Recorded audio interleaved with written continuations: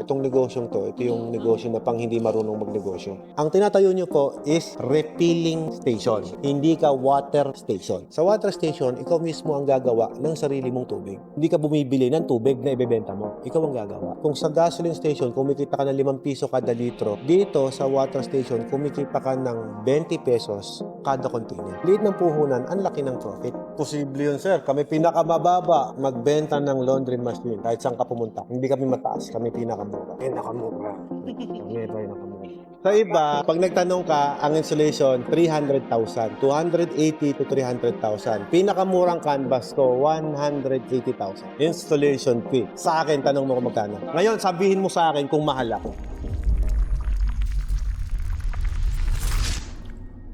Hindi ka pa nag-down, di syempre, hindi ko rin gagawin yung makina mo. Tsaka sir, Saka yung- hindi yan makakatulog Yung eh. layout mo. Oo. Iisipin na iisipin. Yung magpapakonstruct ako baka by next week.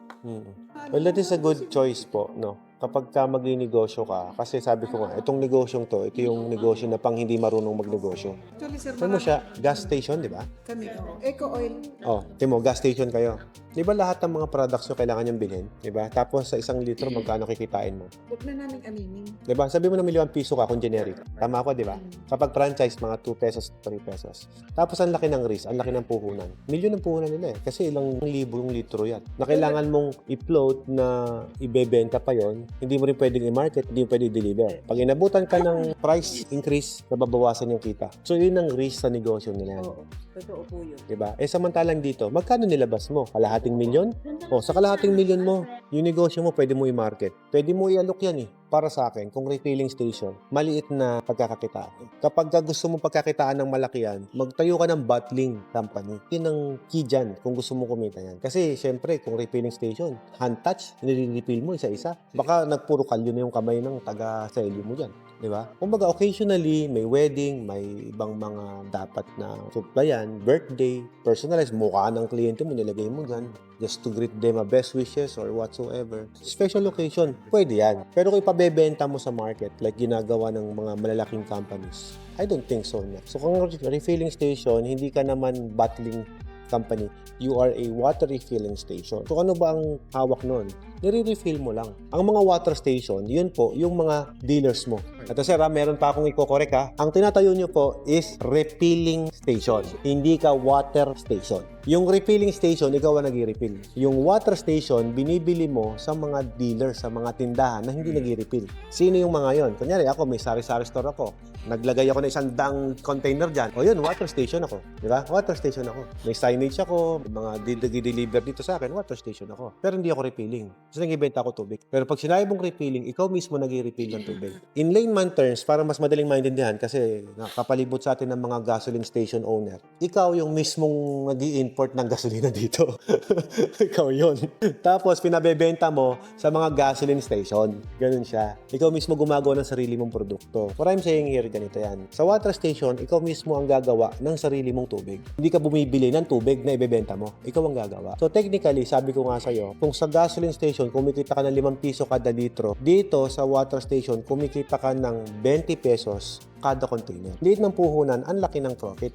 May mga sticker. Sticker, yes. Meron na po akong printing shop eh. Ito, teka Free liga. yan, sir. Ay, wala pong libre po sa panahon ngayon. Lahat po binibili ko eh. I-recommend na magbenta ka niyan. Okay po yan. It's a good decision na magbenta ka. Pero di ko mang ma-advise, sir. Kasi on your case, kung maraming resort doon, na kaibigan mo yung nandun, I could say yes, magbenta ka niyan. Okay yan. Paano ka ba kumikita sa ganyan? Ito kasi, pag nabenta mo, goodbye, okay na. Wala ka ng pananagutan. Unlike refilling station, pag nabenta mo, aba, yung container mo, kailangan nila ka-liquidate yan. Hindi pwedeng mawawala ang container. Kailangan mo i-retrieve, pahiram, or minsan binenta mo. Eh, samantalang yung mga bote na yan, pag nabenta mo na, oh, bye-bye, thank you, tapos na. Paano sir yung, halimbawa, ako, customer, may dala akong galon, magpapasalin lang ako. Pwede rin ba yun? Pwede naman. Ang tawag na po doon is your management rules. Kumbaga, nag-set ka ng rules na paano ba yung mga pag-liquidate mo sa container mo. Ganun po. Kumbaga, each water refilling station has a different management. Kasi kagaya ko, pag sinabihan ko na, kunyari, dealer ko si ma'am, dealer ko siya. Ma'am, ganito, ito usapan natin, lalagyan kita ng tubig dyan. Pero yung container, pag nawala mo yan, bayaran mo sa akin yan. Siyempre, para ingatan niya, ang gagawin niya,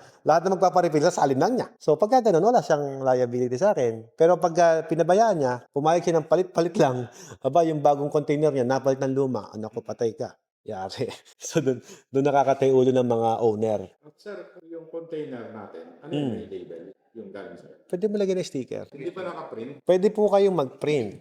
pero sa inyo wala. Wala, sir. Container lang po binibenta namin. Ngayon, Palagyan ng personal. yes, pwede palagyan ng sticker, pwedeng mag-print. Na watermark. Of course. Signage Yung pangalan nyo pa pa rin. Tapos kung anong nandun sa signage ko, nandun din yun sa... Baka mamaya sa akin magsitawag yan, pa-deliver ng tubig. Pwede sir lagyan ng powered by. Oo naman. Kasi ito yan eh. Ilagay mo doon yung watermarks. Tapos yung contact number, kaliliit ng sulat. Minsan pag pinrint, ang labo pa. Magre-research yan sa internet. Hello, pa-deliver po tubig. Nangyayari po sa amin yan. Ay, hindi po kami deliver na tubig. Ang ilalagay mo, ganito, kung maglalagay ka. Ilagay mo po, kunyari, anong pangalan ng water station mo? Ano bang nasave yung pangalan? Ano ba? Eco Gas Station kayo, di ba? Eco Water. Kunyari yan, Eco Water, no? So, yun nakalagay na branding nyo. Sa ilalim nun, may maliit na nakalagay, powered by Watermax. Okay. Ngayon, yung contact number, yun ang lakihan nyo. Huwag yung number nila. Huwag yung number ko, sa akin magpapadeliver ng tubig yan. Hindi, pero marami tumatawag dito, sir. Na ano, papadeliver ng tubig. Minsan, taga Bulacan pa iba, padeliver tubig. Wala. Pag-transfer ka na. Ay sir, yung machine at package na yun, hanggang ang 2,000 ppm, kaya niya pang 1,000? 1,000, 2,000, Yes. yun, kaya Yes, niya kaya. Ganito lang kasi compute yan, sir, para may alam. Ganito kino-compute yan. Nari 1,000 ppm, sir. So, conservative computation, less 98%. Bakit 98%? Ito kasi yung parang conservative computation ng output rate ng mga membranes natin. Equals 20. So, ang tanong, yung 20 ba pwede inumin? Yes, sir. Pwede. Kasi 600 below, pwedeng inumin. Ito lang yung magiging product sa 1,000. Kasi pag purified, 10 pababa. Yes. Pero pwede inumin to. Masarap din ang lasa nito. Kasi, sir, yung Summit, 110 yan. ppm. Kasama din. Yes. Sir, yung water source ko, anong kailangan kong tangke? Water source mo. Kasi naka-deep well ako eh. Ang kailangan mo tangke doon sa pressurized tank. Hindi, gano'ng kalaki yung tangke? Depende sa'yo, sir. Kasi ang tangke, ang purpose ng tank is para mag-automatic lang yung pump. Yun lang ang purpose. Mas malaki, mas matipid sa kuryente. Of course. The more na mas malaki yan, mas tumitipid yan. Kapag ka gusto mo ng matibay na tangke na pressurized, yun, yung blue na yun. Ang tawag yan bladder tank. Yan ang pinaka-the best for your water source. Water source kasi pinag-uusapan natin, di ba? Pero kung gusto mo naman doon sa storage tank mo, kung hindi naman mataas ang salinitin yan, okay na tayo. Ibig sabihin hindi kasama ito. Kasali po yan. Ayaw mo ba? Hindi. Ito, magkano to ngayon? Yung 500 natin sir, nasa 60,000 po 60K, eh. ganun. Pero okay Yung na yun. nasa bahay. Sa bahay kasi mayroon akong pressurized. Ato kasi to, explain ko lang, no. Nakita mo walang laman pero naka-pressure. At taas ang pressure. Kung familiar ka sa mga hotel, di ba napansin ko, pag naligo ka ng heater nila, hindi na bumabagsak yung humihina yung tubig. Tuloy-tuloy yung lakas. Yan po ang sikreto nun. Precise po. Naligo kang ganyan, pam, lakas ang tulog. Shhh! Hindi ba? Ba't ka mo kahit magkasabay-sabay kami ritong nagbubukas ng shower, eh, di humina. Yan po kasi Hindi, yun. ang lakas ng pressure. Oh, yan. Yan po yun. Magkano discount yan? Yung discount ang tinatanong agad. Eh. Wala pa nga ding deal, discount na agad. Kasi yung pressurized ko doon, medyo humihina. Oh, yan ang maganda sa mga bahay na may mga heater. Paano yun, sir? Last na, sir. Last na yan. Dalawa yung water source ko. Yung dalawa. Magiging dalawa rin yung pressurized pump kung gagamitin. Pwede isa lang. Sa buhay, sa bahay. Hindi. Sino ba gagawa niyan? Yung tubero mo? Ikaw na. Pwede naman yung isang pressurized tank lang. Pwede ko naman siya pagpalit-palitin. Paandarin ko Pwede. Gusto mo ano, swing valve ang ilagay mo. Pwede yun. Para hindi ka na bukas ng bukas. Pwede namin kayong i-assist kung actual na. Kasi mahirap sir. Ina-assist kita ngayon eh. Pagdating doon, wala ka na naman yan. Kasi baka mamaya paglabas na ang gate natin, hindi na natin ito makakausap. Ang wastewater natin, may sariling tangke. Wala. Labas dun sa machine, waste na siya. Sir, baguhin natin yung term mo kasi ang pangit pakinggan sa tenga eh. Pag narinig mo yung waste, anong dating? Reject na lang. Palitan natin yung term. RO permit. Ayun nakalagay yun. RO concentrate. Sir, ganito. Para mas, kunyari, marunong tayo sa water treatment. Yung RO concentrate mo. Yun. Yung RO concentrate mo ba eh, tapon na lang. Pagka ganun sir, yun po, tapon talaga yun. Pero kung gusto mo magamit pang hugas ng galon, pang cleaning, kung ano man sa mga gamitin, pwedeng gamitin pang laba, pang laundry, Pwede yun. pwede yun.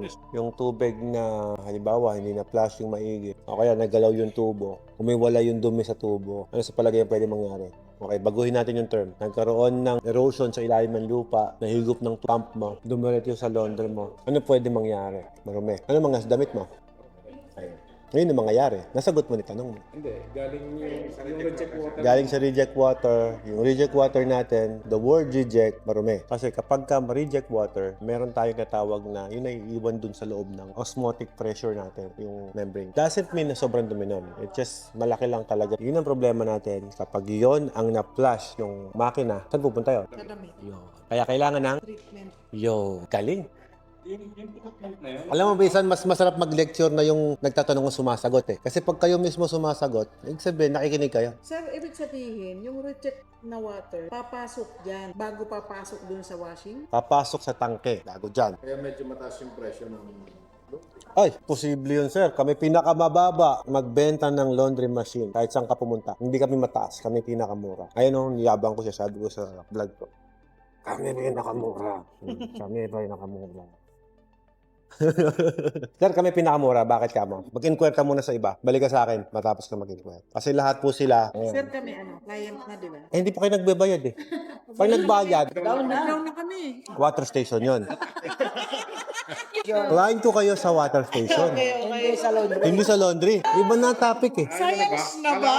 Alam ko sinabing Alfred Watermark sa ano eh. Hindi, ano pa ba yung nag-uusapan? Laundry or water station? Laundry. Saan kayo nag-down? Alfred Watermark. Hindi, sa down nyo specifically for Water station. water station. Sa laundry? Wala pa. Wala pa. Usa pa lang. Usapin pa lang. Hindi kasi yun ang topic, sir. Ma'am, yung inquiry nyo, sa kanila, may installation fee, di ba? Guess what sa amin kung magkano? Yung paborito mong sinasabi kanina. Libre. Oo. Sa iba, pag nagtanong ka, ang installation, 300,000. 280 to 300,000. Pinakamurang canvas ko, 180,000. Installation fee. Sa akin, tanong mo kung magkano. Libre. Yo! Ngayon, sabihin mo sa akin kung mahal ako. Mahal kita. Yeah. Love you. Love you too. Tapos, ma'am, ito pa. Ma'am, lahat ng in-inquirer mo may water filtration. I-check nyo po, walang water filtration niya. Yung sa akin, tingnan mo. Free. Libre. Tapos, meron pang motor na kasama. Hindi pang deliver ha. Yung motor pump lang. Mahal yun eh. tsaka may leakage detector. Yes, may gas detector pa ako. Kompleto yan. Tapos yung mga tubo ko galing pan Germany. Yung tubig, yung linya ng tubig, kami bahala. Gas line, drain line, kami na bahala doon. May carpentry works pa. Tanong mo yung kanila kung may carpentry works. Tanong mo. Magiging client ko naman. Ikaw naman tanong mo. Ay, kayo, client ko na kayo eh. Ito po kasi higante. Yung isa po, Titan. Titan ito. Ito, Titan. Ito, Giant CMAX. Lahat ng nag-install ng laundry, to give you an idea, iba yung installation pin nila. Nalugi na yung Sa- kapihan. Hindi malulugi kasi sabi ko nga, pinagawa ko yung coffee shop ko para sa mga kliyente ko. Sabi ko sa kanila, bibili at hindi, basta binisita nyo ako rito, libre yan. Mas mahal pa yung panggas nyo kaysa sa libre ko eh. Kahit na paano, makabawas ng biyahe, di ba? Kasi yung lalayo nyo. Totoo lang po. Ang lahat ng manufacturer at client, nagkikita lang po yan once. Tayo, ngayon na tayo magkikita eh. Kaya gusto ko maibigay na sa inyo yung the best. Ngayon, dahil ngayon lang tayo nagkita, meron nga ako mga client dito, hindi pala meron. Marami ang client dito, hindi na kami tayo nagkita. Basta may dumating dito, mag-i-inquire, at nandun ako, talagang pupunta ako dito. Ano bang tinatanong mo yung water station? Akala ni ma'am, kalahating milyon ang presyuhan. Walang kalahating milyon. Walang kalahati. Maraming nag-aalok sa amin. Mura kasi yung sa amin dahil dito lahat ginagawa. Direct manufacturing. Ma'am, syempre kapag nagtanong ka sa water station, hindi ka sasagutin ng totoo nun. Kasi kalaban ka nila eh. Pwedeng kalahating milyon plus. Kasama building siguro. Kasama building, kasama yung pan-deliver, yung galon, yun. Hindi kami nag-deliver ng container. Sa laki niyan, nag-deliver kami. Ang container pwede mong bilhin sa inyo na malapit. Kasi kapag pinaship namin doon, lugi kayo sa shipping. Ay, pasabay niyo po sa truck ko yung container na order ninyo. Tapos bibigyan kita certification ng Rolla. Hanapin mo yung brand na kamukha ng binigay ko sa'yo. Turo mo na, sir, kung saan yun. Wala naman po kasi. Hahanapin ko pa dun sa inyo kung saan yung may malapit na dealership ng galon doon. O yan guys, sa may malapit na dealership ng galon doon. Deliver niya sila, yung mga kliyente ko. Gusto ko sana namin may label din. Label? Piniprint lang po yun. Piniprint lang. Sticker, parang ganito. Gusto mo, stamp. Alam mo yung inuukit na pinatatatak na yan. Yung paukit ka nun. Tapos, ibang klase pintura gamit doon. Tsaka para kumapit yun, i-torch mo yung galon. Kasi yung galon, may natural diesel yun. Ngayon, yung diesel na yun, pag dinlagyan mo ng tinta, hindi didikit yun kasi nga, may diesel siya. Kailangan mong i-torch para kumapit yung tinta mo. Dami ko na ituro sa inyong ano ha. Dami yung giveaways ha. Kailangan kasi yung galon, alam namin na amin yun. Kung gusto nyo malaman na sa inyo at hindi natatanggal, bumili ka ng soldering iron. Lagyan mo na initial yung soldering iron, tapos i-stamp mo mismo sa takip, dun sa likod ng galon. Para kahit anong gawing kaskas, di matanggal. Soldering iron, pag-aaralan pa. Hindi, ibig kong sabihin saan ilalagay. Magpo-promote na ako ng soldering iron sa Shopee. Para may commission ako, 12%. The yellow basket below. Ano dapat kulay? Kulay blue. Pag green ay isopropyl alcohol pag green. Blue pag tubig. Yung mga kulay-kulay kasi niyan, recycle talaga yan. Blue talaga dapat. Talaga sir nanonood sa YouTube, malalim yung alam niya eh. Pagka malalim ang alam, ganyan eh. Tanungin nyo guys kung kanin yung order na yan ha. Doon na ba yun mag-i-start? Oh, na-receive na namin down payment. Paano kung 35 days Start na hindi na. pa kami tapos? Okay lang. Okay lang. Bigyan mo lang kami ng notice na pinapa-extend nyo yung date of deliveries namin. Babalik tayo dito pag okay ka na. Balik lang kayo. Welcome kayo dito. Pagka maging negosyo Gusto kayo. niya rin laundry tsaka yan. Oo. Ang negosyo na pwede kong maitulong sa inyo rito, negosyong yelo, laundry, water station, kahit ano pwede. Restaurant kung gusto mo, tulungan kita. Huwag na yung restaurant, sir. Mahirap eh, no? Clothing business. Ito. Sir, malinaw yung sinabi niya. 180,000 ang bili niya sa isang unit. Nag-labor siya ng 150 ba? 180. So magkano? 360 na. Isa pa lang yun. Tapos boss, wala pa siyang kasamang filtration. Walang carpentry work. Walang gas line. Installation ng usapan eh. Hindi yung materials. Ayan no, may materials yung sa akin eh. May gas detector. Kaya yung mga plating ng mga fine dining, ceramic yun. Kasi yung kanin, yung mga dishes na ilalagay mo doon, matagal naman.